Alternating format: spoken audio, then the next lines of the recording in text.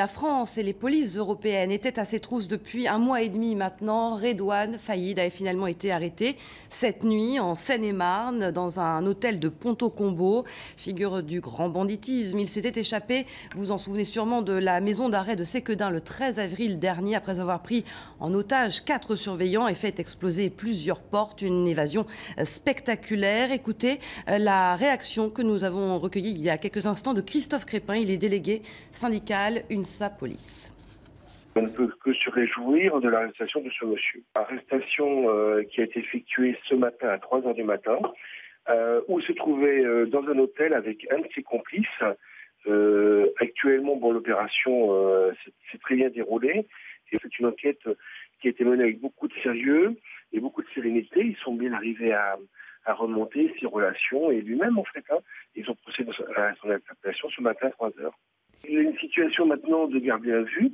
Il va répondre aux enquêteurs comment il a fait pour s'échapper, quelles ont été éventuellement ses complexités, comment il a procédé et comment il a vécu pendant sa cavale en fait. C'est une enquête criminelle classique qui va débuter. On va essayer de savoir tout ce qui s'est passé pendant son arrestation, quelles ont été ses motivations, quelles ont été ses éventuelles complicités en fait.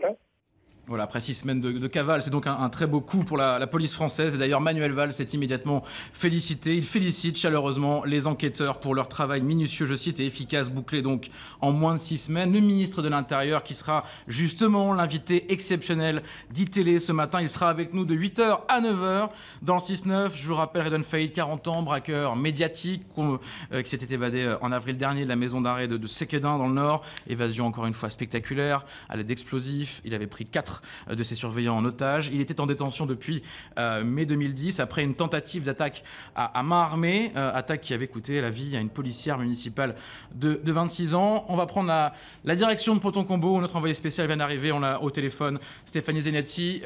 Dans quelques secondes, elle sera avec nous pour avoir un peu plus de détails. Donc on le rappelle, visiblement, d'après les premiers éléments dont nous disposons ce matin et d'après le ministère de l'Intérieur, Redouane Faïd résidait dans cet hôtel de Ponto-Combo en Seine-et-Marne depuis quelques jours, d'après le communiqué. Avec un complice apparemment. Ils étaient tous les deux, et ils ont été cueillis, comme on dit dans le milieu, vers 3 heures du matin par sans doute des services spécialisés de la police judiciaire. Et Stéphanie Zenati nous a rejoint. Stéphanie, vous êtes arrivée sur place. Vous nous confirmez donc les éléments que nous donnions à l'antenne, cette arrestation à Ponto-Combo, dans un hôtel? Oui, c'est ça, Redouane Faïd, fin de cavale pour lui. Il a été arrêté ce matin, très tôt dans la nuit, à 3 heures du matin, par de nombreux enquêteurs, de nombreux policiers qui le traçaient depuis plusieurs jours. Il a été arrêté dans un hôtel de Ponto-Combo où il résidait depuis plusieurs jours, et il a été retrouvé avec un complice. Pour l'instant, on n'en sait pas beaucoup plus. On ne sait pas non plus qui était cet homme qui l'a accompagné durant toute sa cavale. Simplement, le ministre de l'Intérieur a félicité les équipes qui ont permis cette arrestation en 6 semaines depuis l'évasion de Redouane Faïd.